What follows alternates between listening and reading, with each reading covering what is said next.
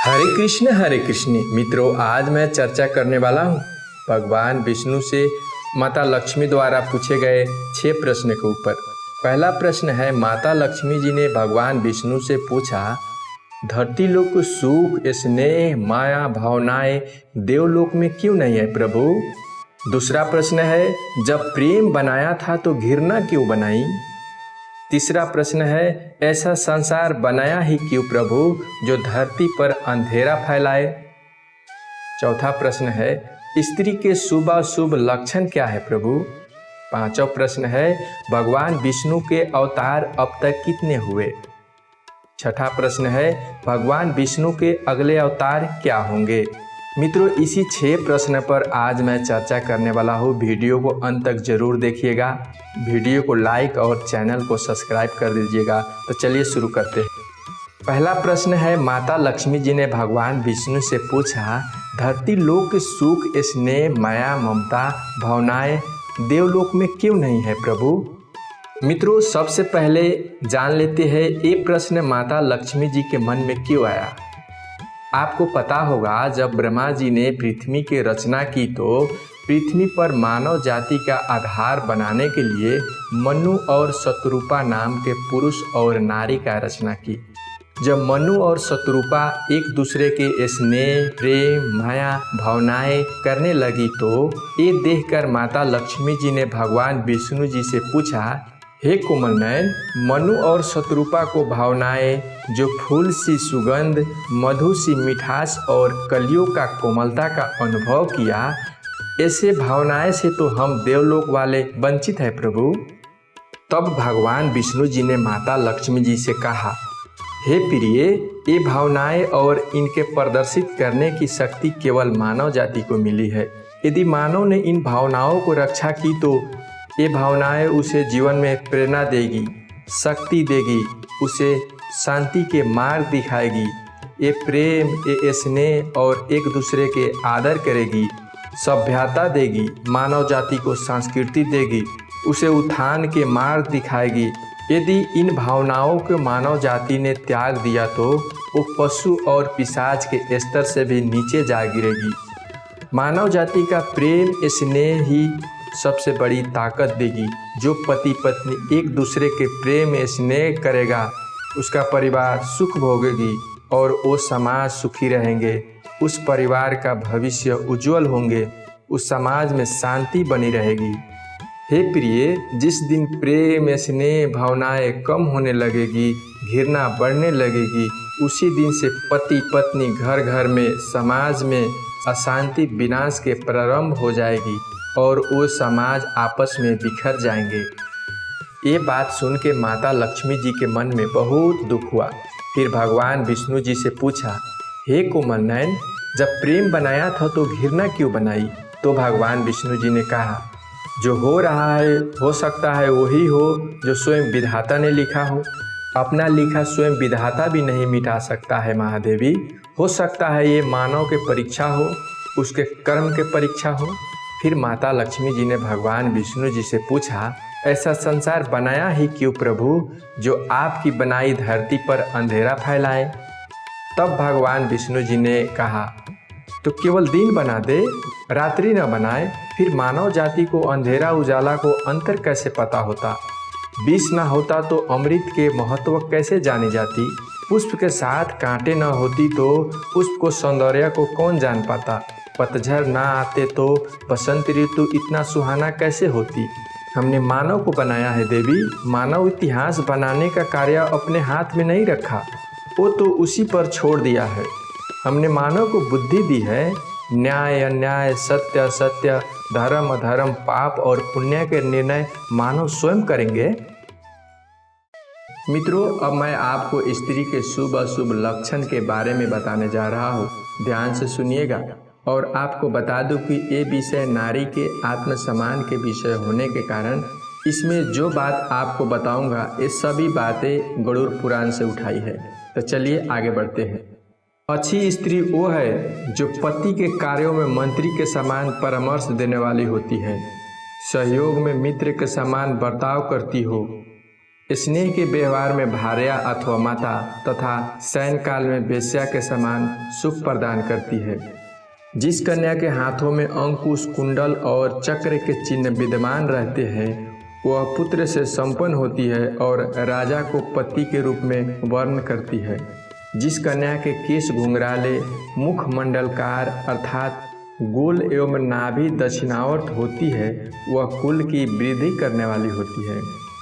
जिसके हाथ लाल कमल के समान सुंदर होते हैं वह हजारों स्त्रियों में अद्वितीय तथा पतिव्रता होती है। जो कन्या वक्र केश वाली और गोल नेत्र वाली होती है वह निश्चित ही दुख भोगने वाली होती है। जिस स्त्री के चलने पर दोनों पैर की अनामिका तथा अंगुष्ठ पृथ्वी तल का स्पर्श नहीं करते हैं वह शीघ्र ही पति का नाश करती है तथा स्वयं सुखचार पूर्वक जीवन बिताने वाली होती है।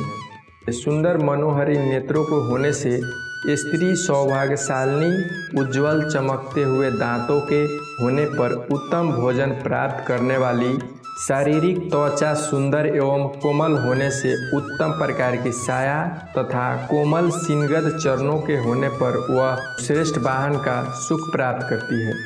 जिस कन्या के दोनों चरण सिंगद समान पलतल वाले, ताम्रवर्ण की आभा से सुशोभित, नखों से युक्त, सघन अंगुलियों वाले तथा अनंत अग्रभाग वाले होते हैं ऐसी स्त्री प्राप्त कर मनुष्य राजा की तरह सुख भोगती है।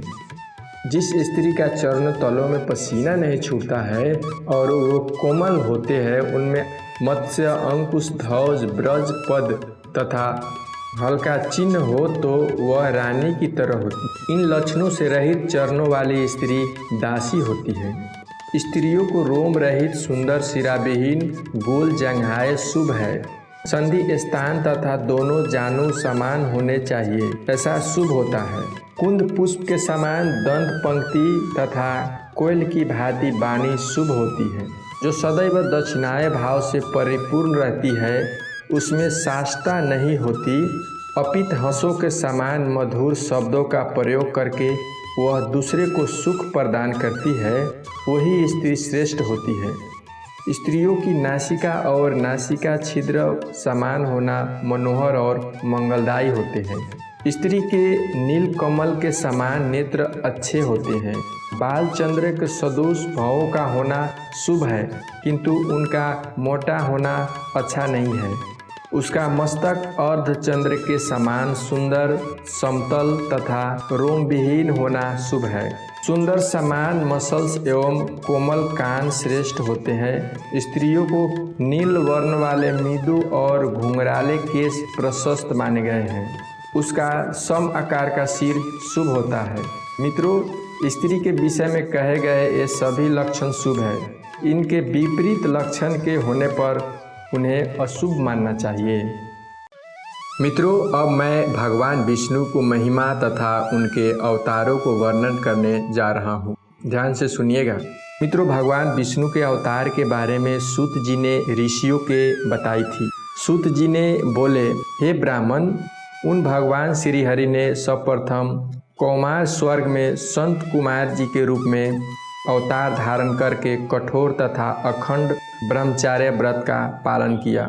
दूसरे अवतार में उन्हीं योगेश्वर श्री हरि ने जगत की स्थितियों के लिए हिरण्याक्ष के द्वारा रसातल में ले जाई गई पृथ्वी का उद्धार करते हुए ब्राह्म शरीर को धारण किया।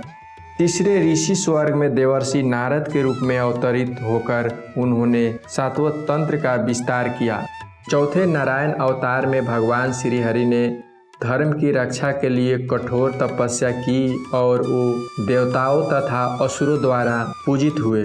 पांचवें अवतार में भगवान श्री हरि कपिल नाम से अवतरित हुए, जो सिद्धों में सर्वश्रेष्ठ है और जिन्होंने काल के प्रभाव से लुप्त हो चुके सांख्य शास्त्र की शिक्षा दी। छठे अवतार में भगवान नारायण ने महर्षि अत्रि की पत्नी अनुसुईया के गर्भ से दात्रेय के रूप में अवतरित होकर राजा अलर्क और प्रहलाद आदि को अनवीक्षित विधा का उपदेश दिया। सातवें अवतार में श्री नारायण ने इंद्रादि देवताओं के साथ यज्ञ का अनुष्ठान किया और इसी स्वयंभुव मानवांतर में आकुति के गर्भ से रुचि प्रजापति के पुत्र के रूप में योगेश्वर नाम से अवतरित हुए। 8वें अवतार में भगवान विष्णु नाभि एवं मेरु देवी के पुत्र के रूप में ऋषभ देव नाम से प्राभूत हुए। इसी अवतार में इन्होंने नारियों को उस आदर्श मार्ग गृहस्थ आश्रम का निदर्शन किया। सभी आश्रम द्वारा नामकृत है।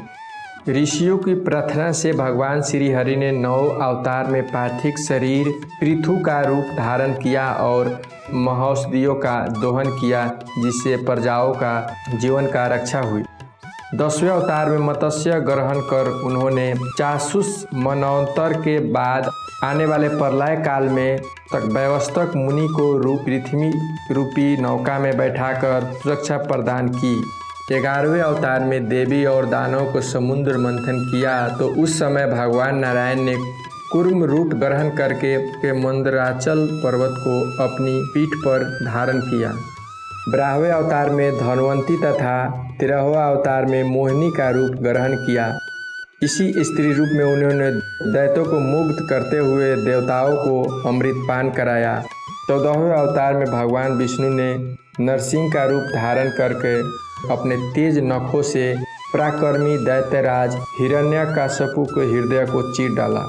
15वें अवतार में वाम रूप धारण करके वो राजा बलि के यज्ञ में गए और देवों को तीनों लोक प्रदान करने की इच्छा से उनसे 3 पग भूमि की याचना की। 16वें अवतार में परशुराम नामक ब्राह्मण 2 ही क्षत्रियों के अत्याचारों को देखकर क्रोध आ गया और उसी भावेश में उन्होंने 21 बार पृथ्वी को क्षत्रियों से रहित कर दिया।